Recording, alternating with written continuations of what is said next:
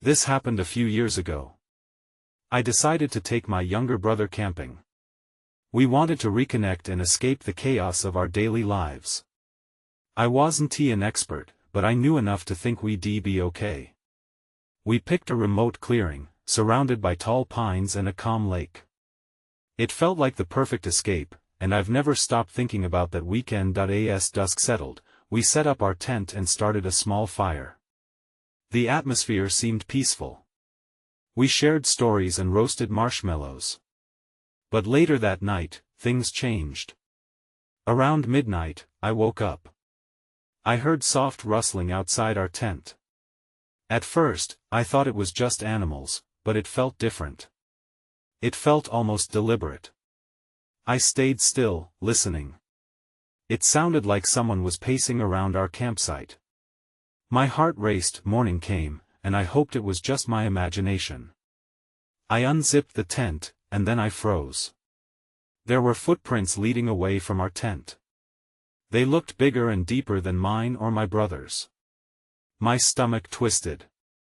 I wanted to brush it off, maybe they were from another camper, but I couldn't shake the feeling that we weren't alone. Later, while we were fishing, I glanced across the lake. That's when I saw him. A figure stood on the opposite shore in a hooded jacket. He was far enough that I couldn't see his face, but it felt wrong. I called out, "Hey! You okay over there?" No response. Just silence. I blinked, and when I looked again, he was gone, like he had vanished into thin air. I rubbed my eyes, wondering if I was imagining things, but something didn't sit right. That evening, as the sun set, we sat by the fire. I tried to shake off the uneasy feeling. Then I heard tinny music. It echoed through the trees. It sounded old, like something from a distant radio. My brother asked if I heard it too. I nodded, but there were no other campers around us. My heart began pounding again. As the fire crackled, I glanced into the darkness beyond the trees. I felt convinced someone had to be out there. Maybe we were being watched. I felt cold, even with the warm fire. With every sound, my mind raced, trying to make sense of what was happening but failing. I didn't want to scare my brother, so I kept it to myself. Later that night, as we snuggled into our sleeping bags, I thought I saw a shadow move outside. Just a trick of the light, I told myself. But then I heard the laughter echoing through the woods. I whispered to my brother, but he didn't answer.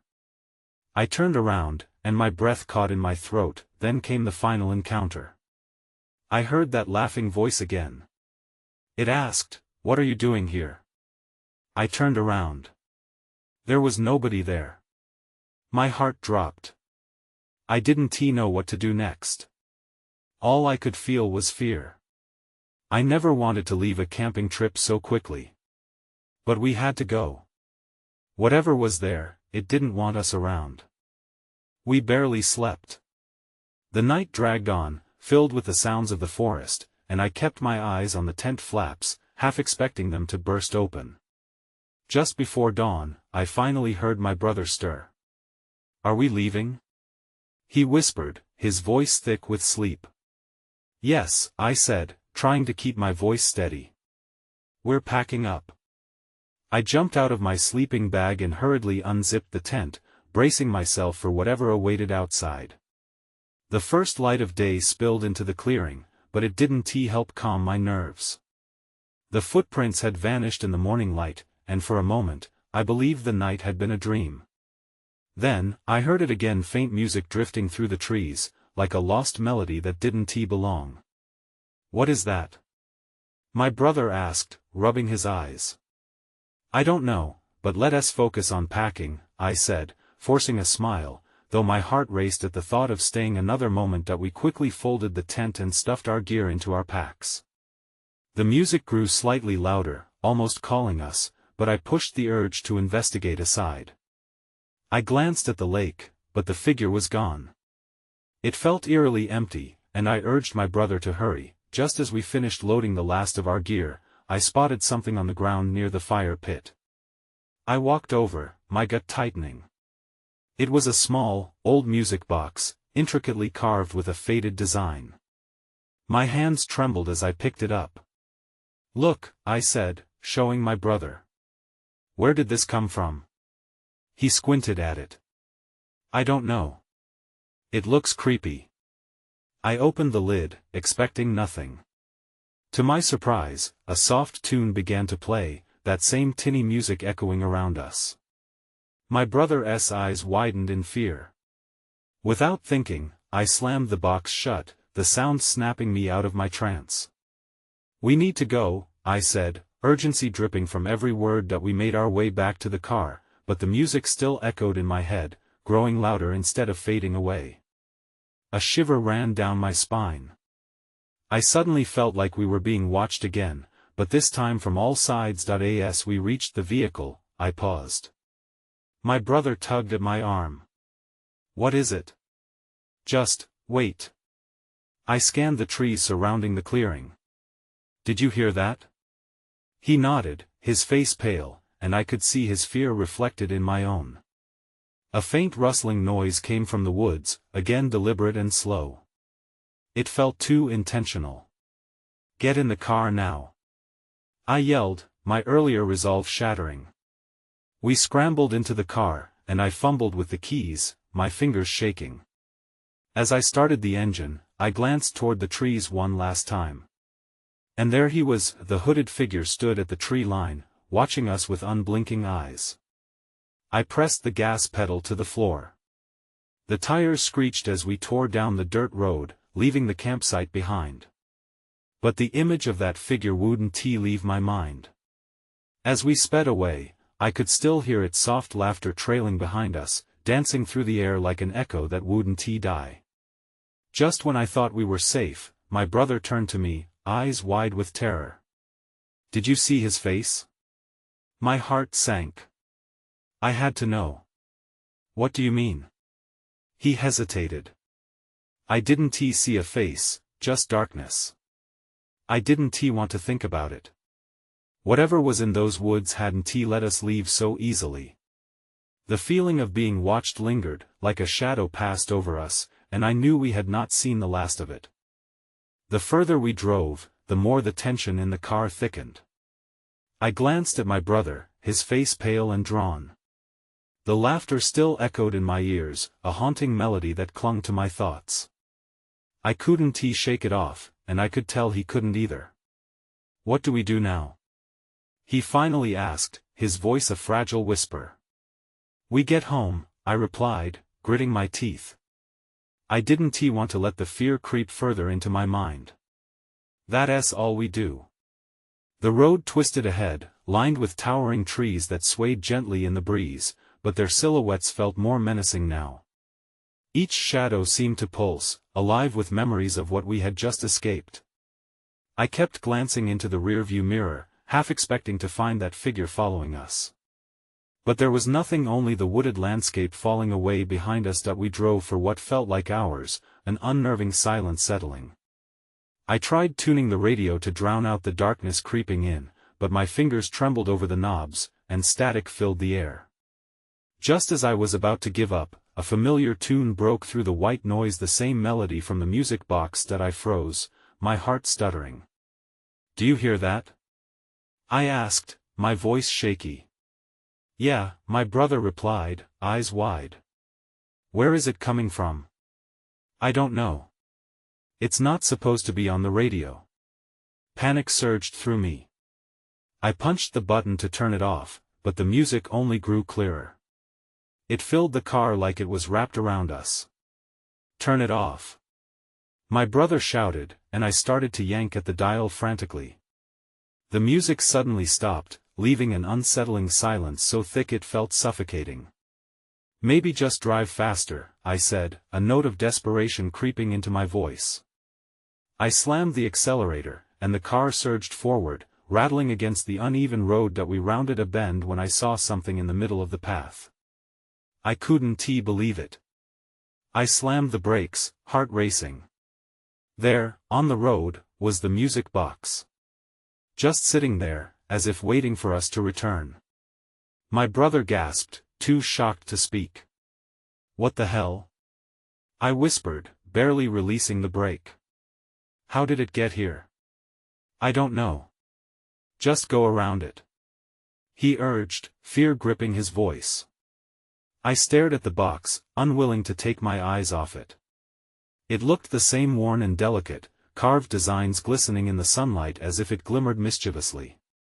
Finally, I made a decision. I shifted gears and drove around it, praying I wouldn't feel the bump of it beneath our tires. As we sped past, I couldn't shake the feeling that it was watching us go.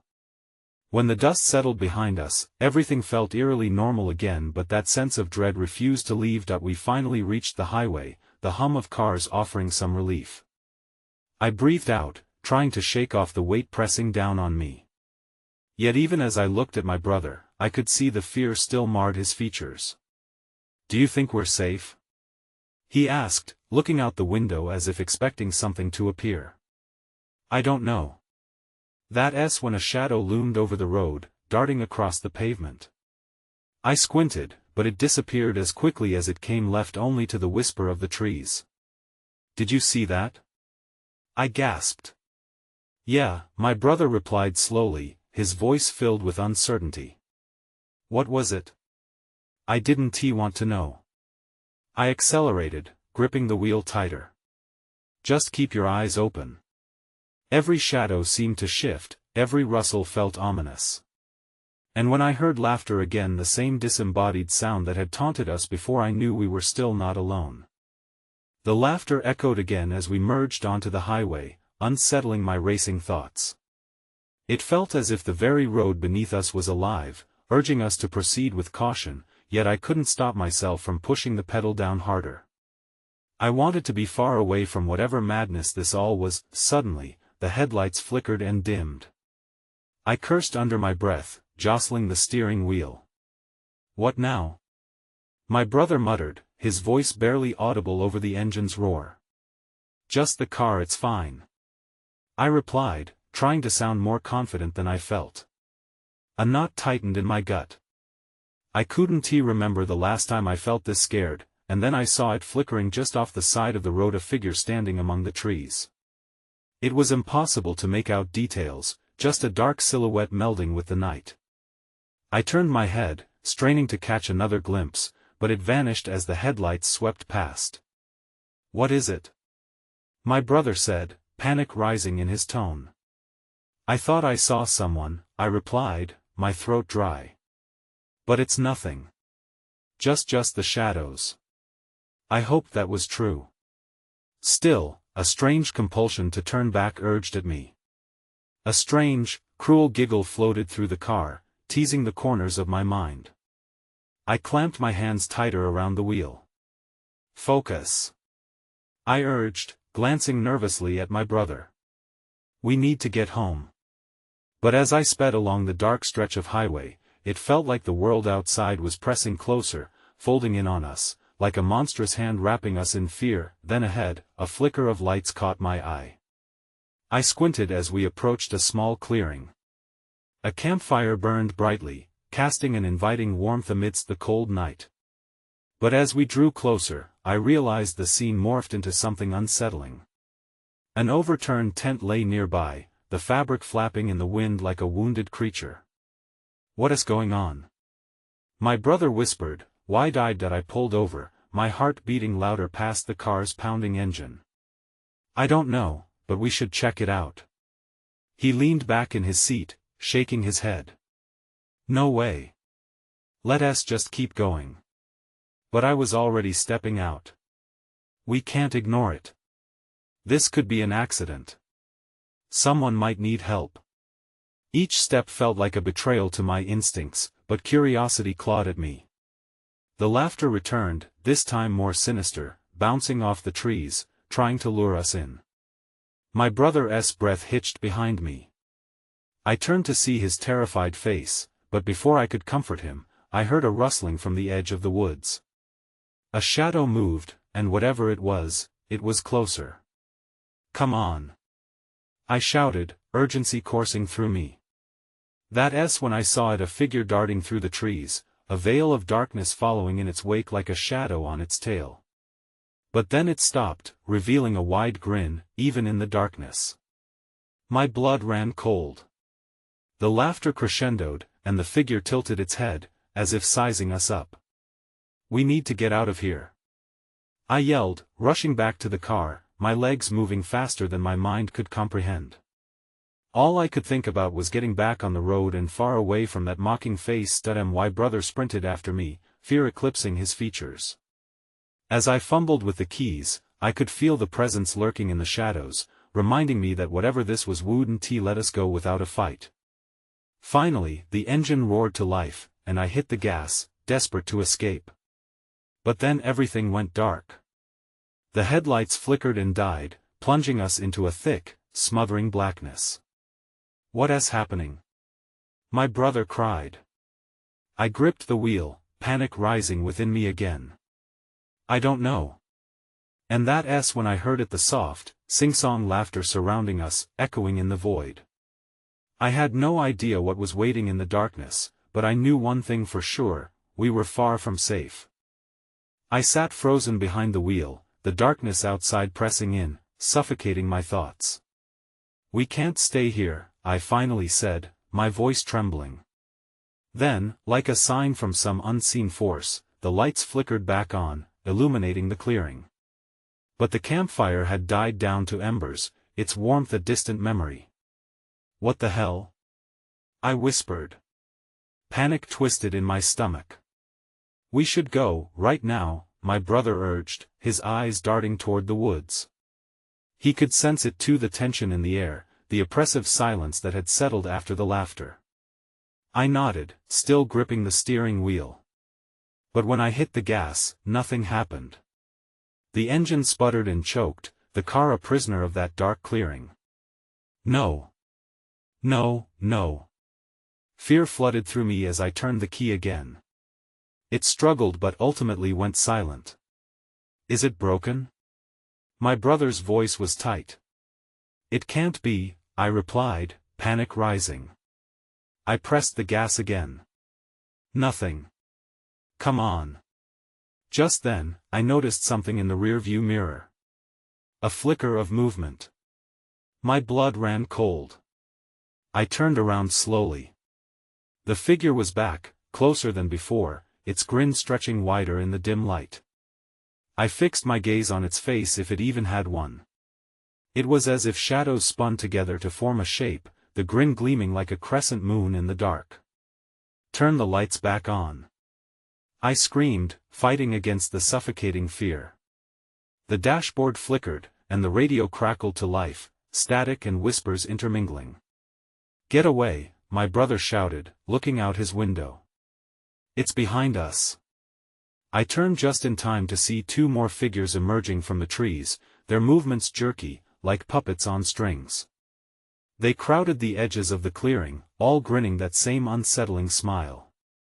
"What do they want?" I whispered, panic twisting my insides. "I don't know, but I don't think they're friendly," he replied, shaking visibly. I slammed my fist on the steering wheel. Anger mixed with fear. We had to get out. I pulled at the gear shift, but terror settled over me. Everything felt wrong. Another flash of movement caught my eye, and I looked out the window. The figures were closing in. "Do something," my brother urged, panic rising in his voice. Just then, the car lights flickered back to full strength, illuminating the clearing once more. I threw the gear into reverse, the tires screeching against the gravel. It worked. But as I glanced behind us, I realized the figures were gone. The sinister laughter lingered in the air, echoing around us, making my skin crawl. Had they vanished? Or were they just waiting? My brother looked at me, wide-eyed. "What do we do now?"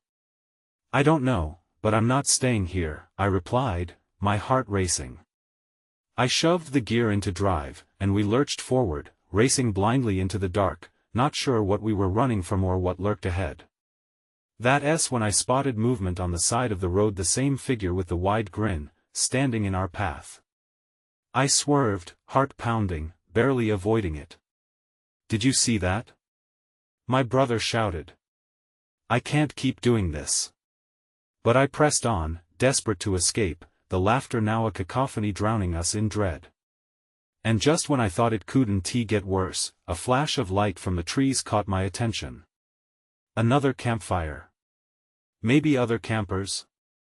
Hope surged through me, but I felt the heaviness in my chest. Something was terribly wrong, and I was about to find out what.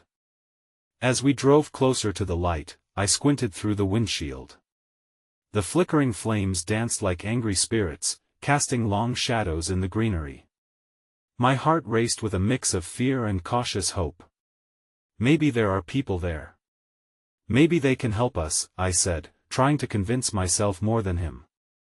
Or maybe they're part of, whatever this is, my brother replied, dread seeping into his words. I wanted to argue, to tell him this was our only chance. So, I pressed on, the ground crunching beneath our tires. But the closer we got, the more the atmosphere changed. An unease settled like a thick fog in the air. My instinct screamed to turn around, but curiosity kept me moving forward. Finally, we broke through the trees and I slammed the brakes. The sight before us sent chills down my spine. The campfire was surrounded by an empty circle of chairs, one of which was overturned. Pieces of half-eaten food lay scattered on a makeshift table, as if a meal had been abruptly abandoned. The flames flickered but there was no laughter, no voices. Just the crackle of the fire and the rustle of leaves. "Where is everyone?" my brother asked, peering out the window. I didn't have an answer. "Maybe they went for a walk," I suggested weakly, but it felt wrong. Suddenly, from the corner of my eye, I noticed movement. I turned just in time to see one of the shadowed figures stepping back into the tree line, its wide grin still etched on its face. It was like it had been watching us, waiting. "Did you see that?" I gasped. My brother nodded, looking panicked. "We have to go. Now." His urgency prompted a surge of introspection. We had come too far into this nightmare. Maybe we wouldn't find help after all. Panic rose again, heavier this time. I backed the car up slowly, darting my gaze back to the clearing. But then a voice broke the silence. "Help us!" It was barely a whisper, but the desperate tone made my blood run cold. My heart stopped. "Did you hear that?" I demanded, looking at him. "Yeah, but it can't be real," he said, his voice shaky. "Who's there?" I called out, the fear clawing at my throat. Silence. Just the wind rustling through the leaves. Then, the voice came again, louder this time, "Help us, please." It didn't sound like it was coming from the campfire. It sounded like it was coming from the woods. My brother stared at me, eyes wide with fear. "We have to go back," he insisted, his voice rising. I didn't think twice. I threw the car in gear and sped away from the clearing, leaving the haunting voice behind. But quickly, I wondered if leaving was the right decision. What if I just abandoned someone in need? What if it was a trap? As we tore down the dark road, I couldn't shake the feeling we were being followed. I dared a look in the rearview mirror. The figures, those nightmarish grins, stood at the edge of the trees, watching. What did we just leave behind? I whispered, dread pooling in my stomach. But before my brother could respond, the headlights flickered again, plunging us into darkness. I barely managed to maintain control of the car as the headlights flickered and died, leaving us in an oppressive darkness. I slammed on the brakes, heart racing. "Great," I muttered, panic creeping up my spine. "What do we do now?" My brother's voice was shaky, filled with uncertainty. My mind raced through our options. The wilderness surrounded us, thick and unwelcoming. "We can try starting the car again," I suggested, gripping the steering wheel like it was a lifeline. "Or we could." Before he could finish, there was a sound. A rustling near the passenger side, like someone was moving through the underbrush. I turned my head sharply, heart pounding in my ears. "Do you hear that?" I asked. "Yes," he whispered, eyes wide. I opened the door slowly, heart thudding, half expecting something or someone to jump out at us. Just as I stepped out, the sound stopped. Silence swallowed the night. Maybe it was just an animal, I said, trying to convince myself. But the chill in the air hinted at something far worse. Suddenly, headlights pierced the darkness from behind us. I squinted, a wave of relief washing over me. A car was approaching. I waved my arms frantically. "Hey! Over here!" I shouted, desperation in my voice, but as it came closer, the relief quickly turned to dread. The car wasn't normal. Its shape was warped, almost as if it had been twisted by unseen hands. The lights flickered ominously, casting strange shadows that stretched out along the ground like tendrils reaching for us. "Get back in the car!" my brother shouted, fear igniting in his eyes. I was already moving, throwing myself back into the driver's seat. But as I slammed the door shut, a figure stepped out from the car that made my skin crawl. It was shrouded in darkness, yet the glint of its smile was unmistakable. The same wide grin I had seen before. "Help us," it crooned, voice sweet and sickening. I didn't have to think twice. I yanked the keys from the ignition, turning them in a desperate attempt to start the engine, but nothing happened. Panic rose inside me. "Come on, come on!" I begged. The figure advanced slowly, its movements unnaturally smooth, almost gliding across the ground. Behind it, shadows shifted, figures emerging from the darkness. They all wore those same disturbing smiles, a haunting chorus in the night. "We can help you," they said in unison, their voices echoing in the stillness. The car engine sputtered before finally roaring to life. Relief surged in me, but it was quickly quelled by a sudden realization: the headlights illuminated the clearing we had just fled. I could see the abandoned campfire, the chairs, the half-eaten food, all eerily familiar. "We're leaving!" I shouted, my foot pressing hard on the accelerator. The car lurched forward, tires spinning against the gravel, sending sprays of dirt flying. I glanced back. The figures stood still, their grins only widening as we sped away. "What were they?" my brother asked, barely above a whisper. "I don't know. But they wanted something." A knot tightened in my stomach as we drove further down the road, still feeling that heavy weight of their presence. But then everything shifted again. The road ahead forked unexpectedly, two paths veering off into the shadows. "They can't help us," I said, glancing at the fading lights behind us. "But this can't be the way out either." I slammed the wheel to the left, heart racing anew. The feeling that we were still being watched was overwhelming.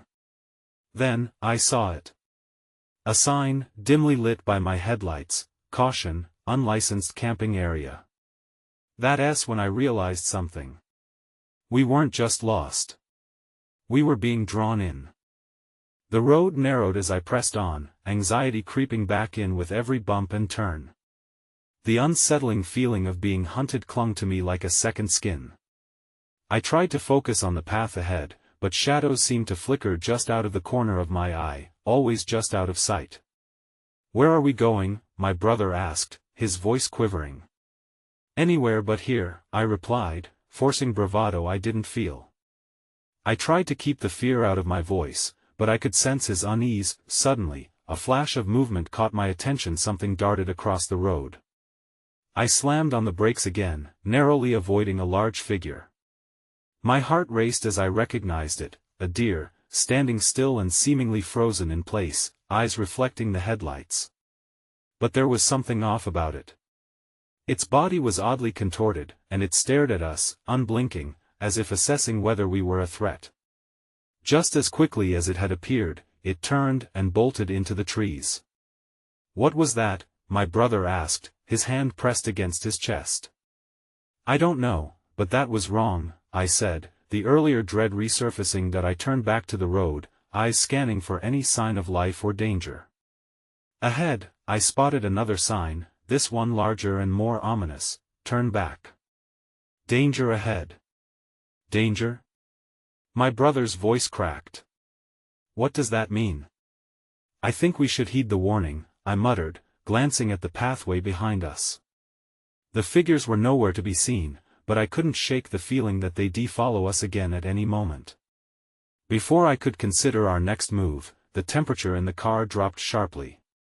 A chill filled the air, seeping through the windows and creeping up my spine.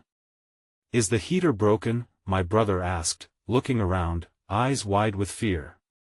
Maybe, I said, wrapping my arms around myself. But I could feel it, the cold wasn't just the heater.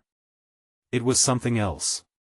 Then, I heard it, a rustling from the trees lining the road. My breath hitched in my throat.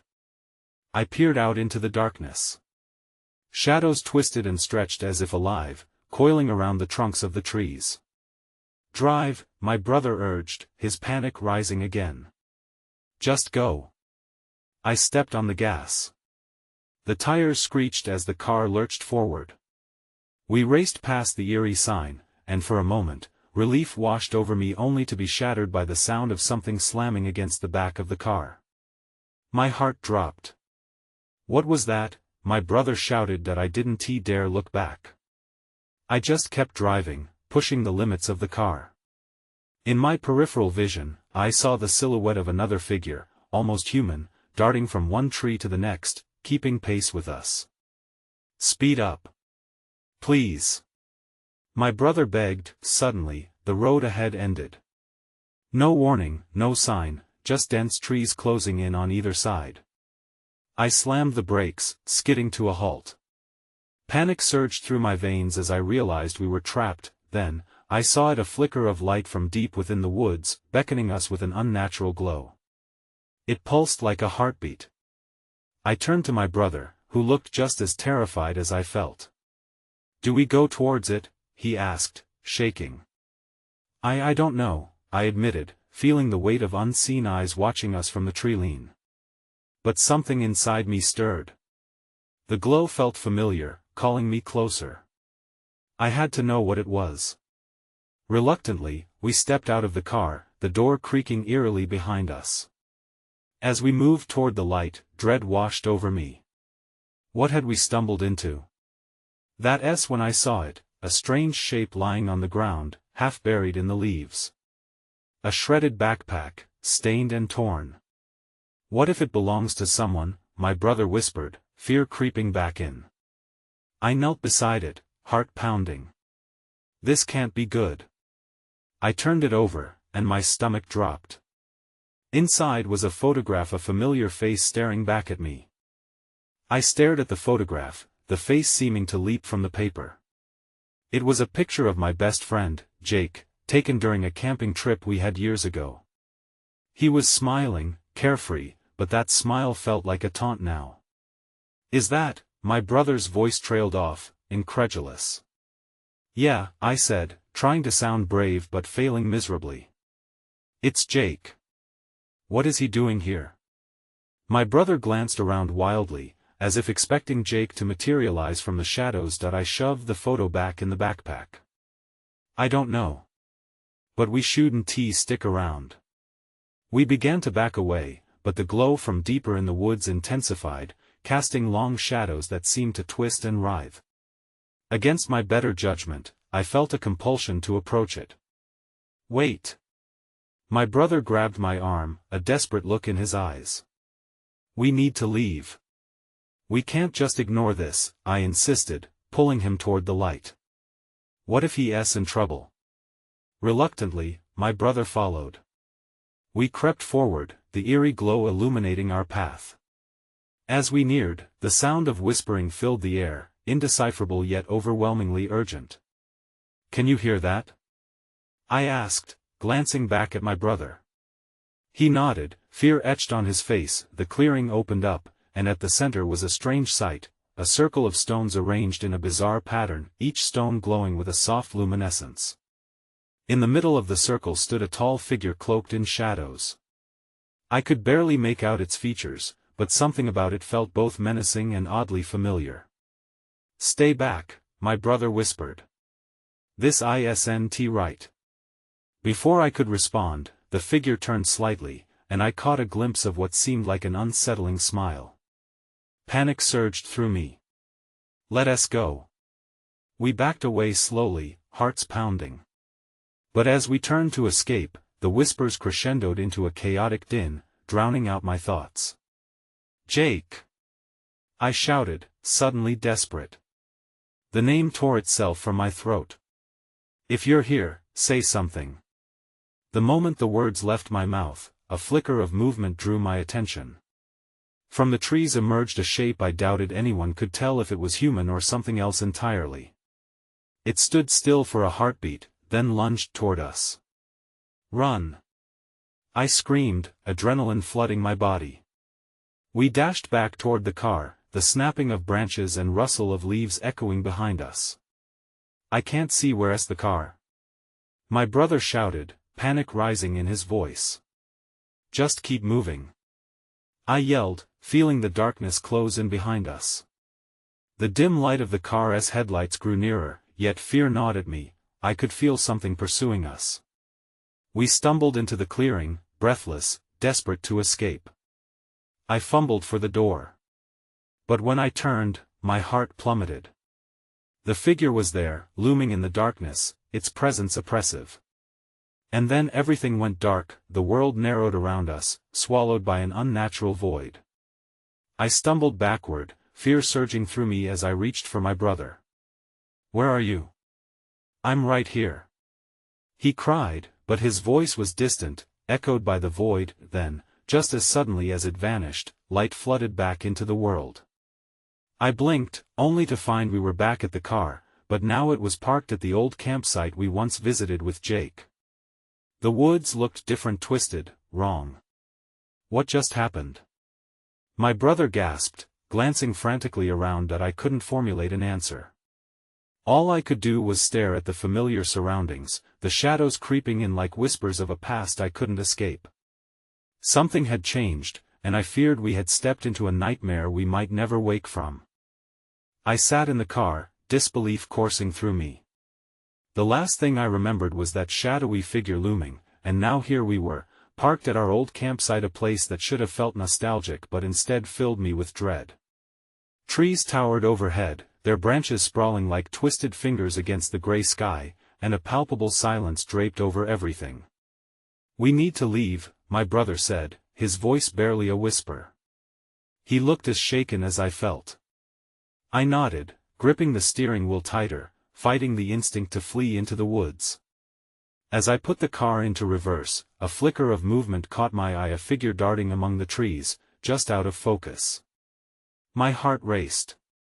"Did you see that?" I asked, my voice trembling. My brother nodded, eyes wide with fear. "Let us just go," he urged, panic rising again that I shot the car forward, kicking up dirt as I sped away. But as I glanced in the rearview mirror, I froze. The campsite was behind us, but it felt like the memory of it was chasing us.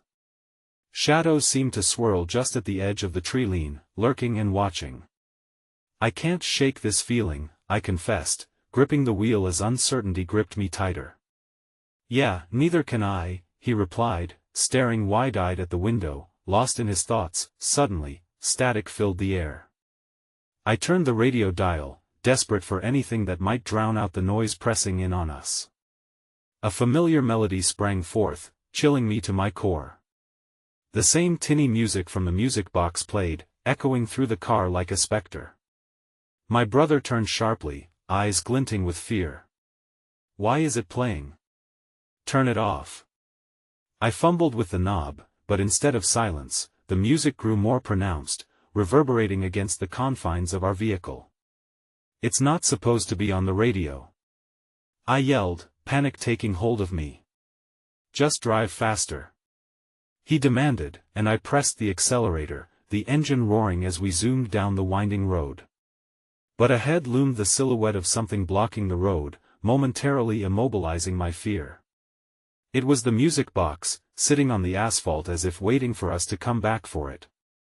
"What the how did it get here?" My voice was shaky.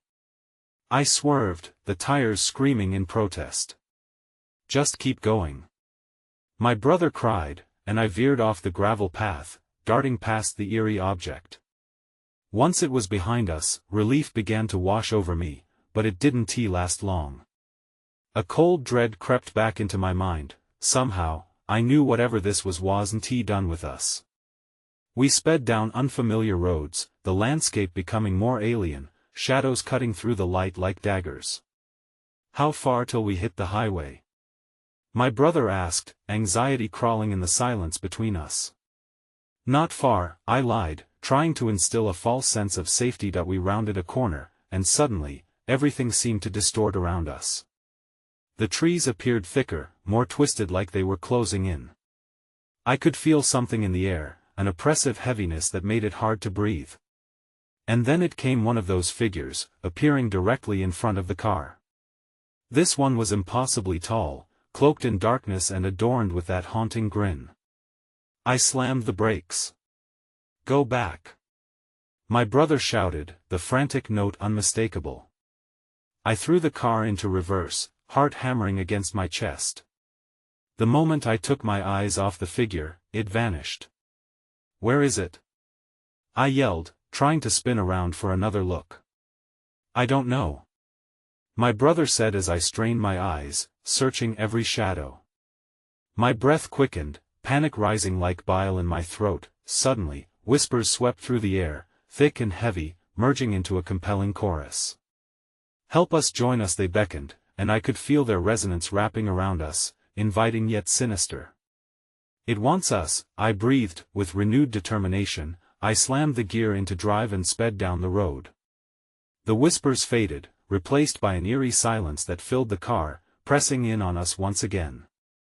I dared to glance back at the campsite receding in the distance, hoping it was behind us for good. Did we leave it? Did we leave whatever that was? My brother asked, his voice shaking as he peered behind us. I think, but the road ahead flickered.